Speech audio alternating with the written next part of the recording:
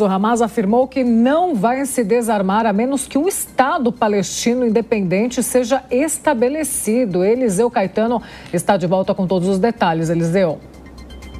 Oi, Paula. Muito bom dia novamente para você, para o Nonato e para todos que acompanham o Jornal da Manhã. Falamos ao vivo, direto dos Estados Unidos, 8 horas da manhã com 32 minutos neste momento aqui na costa leste do país. Temperatura no sul da Flórida na manhã deste domingo subindo 28 graus Celsius. Vai ser um domingo ensolarado e quente por aqui, assim como tem sido também lá no Oriente Médio, principalmente com relação a essa questão envolvendo Israel e o grupo terrorista Hamas. Israel e o Hamas estão em guerra há mais de 3 anos, há centenas de milhares de pessoas desabrigadas ou desalojadas na faixa de Gaza, centenas de mortos e feridos também ao longo desses últimos anos, e essa guerra parece que não vai ter fim, pelo menos não se depender dos responsáveis que estão diretamente envolvidos com essa decisão, viu? Porque dessa vez o grupo terrorista Hamas declarou que não vai aceitar qualquer proposta de desarmamento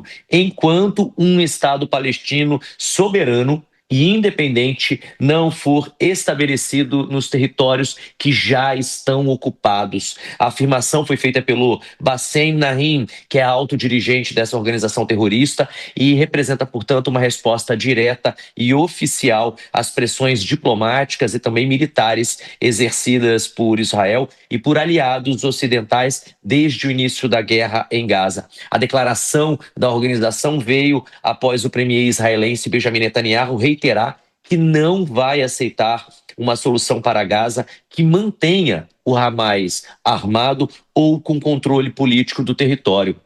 Essa é uma questão muito profunda, muito densa, que envolve, Paula, Nonato, muitos fatores. Fatores políticos, fatores geopolíticos, fatores religiosos, uma vez que a religião no Oriente Médio está intrinsecamente ligada à política. E para piorar essa situação, o Naim, que é o porta-voz da organização do Hamas, disse que eles não vão abrir mão da resistência armada até que os palestinos tenham todos os seus direitos garantidos, incluindo a criação de um Estado com capital em Jerusalém Oriental. E esse é um dos pontos mais sensíveis, porque Jerusalém é a capital dos cristãos, Jerusalém é uma capital importante para os judeus, Jerusalém é uma capital importante para os palestinos. E os palestinos, ou essas entidades que regulam essa possível criação de um novo Estado, não aceitam dividir Jerusalém com nenhum outro grupo religioso. E por isso que Israel mantém o controle desse lugar,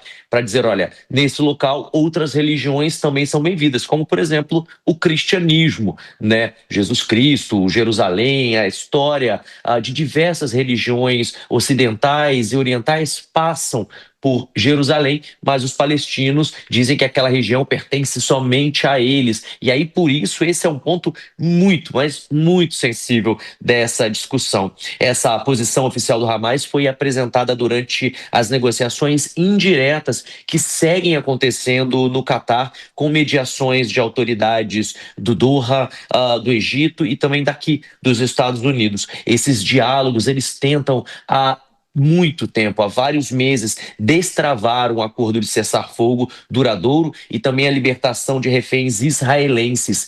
Mas o impasse sobre o futuro político e militar de Gaza continua sendo o principal obstáculo. Falando nos reféns israelenses que ainda seguem sob o domínio da organização terrorista Hamas, hoje o New York Post, um dos jornais mais importantes dos Estados Unidos, colocou em sua capa um dos homens que foi sequestrado durante aquele fatídico dia de setembro, quando Israel foi invadida por terroristas do Hamas e diversas pessoas foram sequestradas. O estado dele, de fato, impressiona. Se por um lado a gente fala da fome em Gaza, se por um lado a gente fala da situação que o povo palestino em Gaza está passando, por um outro lado a gente tem o grupo terrorista Hamas, que se recusa a entregar esses sequestrados e por fim a esta guerra que muito possivelmente Soraya e Nonato e Paula, perdão, não vai terminar nem tão cedo, porque há muitas rejeições e, ao mesmo tempo, há muitas exigências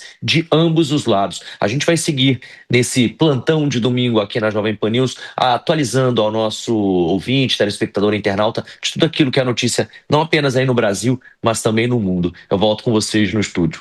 Com certeza, a gente sempre aguarda mais informações suas. Eliseu Caetano falando dos Estados Unidos aqui no Jornal da Manhã de hoje. Até mais para você, Eliseu.